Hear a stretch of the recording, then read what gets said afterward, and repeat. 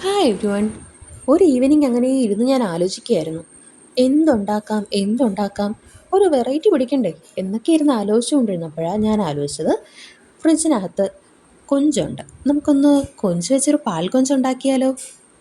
അതെ, നമ്മുടെ സ്വന്തം ഷെഫ് സാറിൻ്റെ പാൽ കൊഞ്ച്. ഒരു പ്രത്യേക ടേസ്റ്റാണ് കേട്ടോ. അപ്പത്തിൻ്റെ കൂടെയൊക്കെ ഒരു പിടി പിടിച്ചാലുണ്ടല്ലോ, സ്വർഗം. അതവസ്ഥ. ആ എന്തായാലും അതിനുവേണ്ടി നമുക്ക് കൊഞ്ച് വേണം. ഈ കൊഞ്ചിനെക്കുറിച്ച് പണ്ട് ആൾക്കാർ പറഞ്ഞ് ഞാൻ കേട്ടിട്ടുണ്ടേ. നല്ല ഭംഗിയുള്ളതായിട്ടിരിക്കുന്ന കൊഞ്ച് എല്ലാ മീനുകളോടും പോയി പറയുമായിരുന്നെന്ന്. ഞാൻ ഭയങ്കര സുന്ദരിയാണെന്ന്.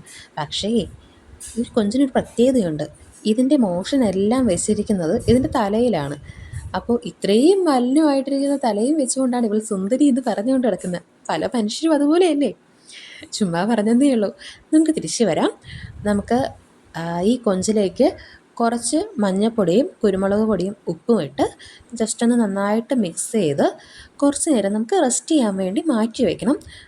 അങ്ങനെ ഒരുപാട് സമയമൊന്നും മാറ്റി വെച്ചില്ലെങ്കിലും കുഴപ്പമൊന്നുമില്ല. പിന്നെ ജസ്റ്റ് ഒന്ന് പിടിക്കട്ടെ എന്ന് വിചാരിച്ചിട്ടൊന്ന് നീക്കി വെക്കുന്നതേ ഉള്ളൂ.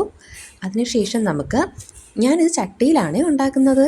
അതുകൊണ്ട് ഞാനൊരു ചട്ടി എടുത്ത് അടുപ്പത്തേക്ക് വെച്ച് കുറച്ച് എണ്ണ ഒഴിച്ച്, വളരെ കുറച്ച് എണ്ണയെ ഞാൻ ഒഴിച്ചിട്ടുള്ളൂ. എണ്ണ ഒഴിച്ച് അതിലേക്ക് നമ്മുടെ കൊഞ്ചിടാം.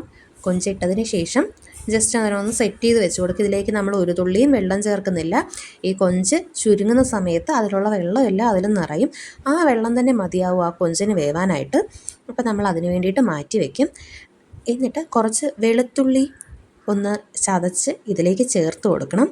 അത് നമ്മൾ ആ ചെയ്തുകൊണ്ടിരിക്കുന്നതിൻ്റെ ഇടയ്ക്ക് ഒരിച്ചിരി ഒന്ന് ചതച്ച് ആ സൈഡിലേക്കൊന്ന് വെച്ച് കൊടുത്താൽ മതി.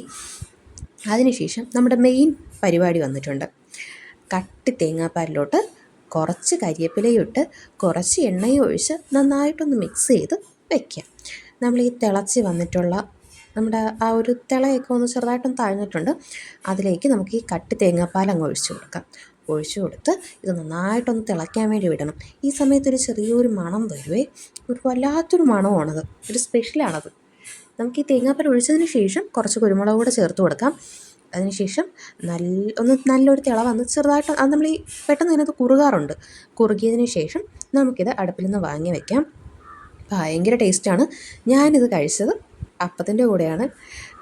ഭയങ്കര ടേസ്റ്റുള്ള റെസിപ്പിയാണ്. എല്ലാവരും ട്രൈ ചെയ്യണം, എല്ലാവരും ഫോളോ ചെയ്യണേ.